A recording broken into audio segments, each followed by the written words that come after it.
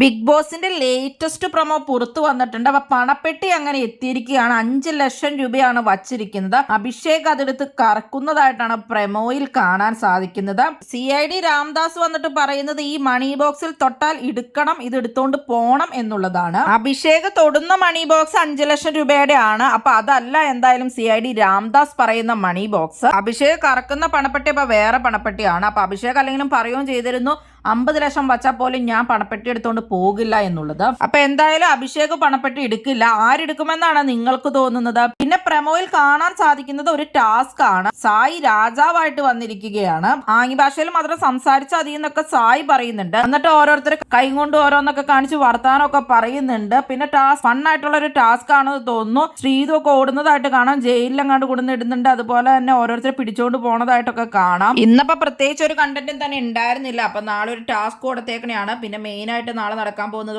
മണി box തന്നെയാണ്.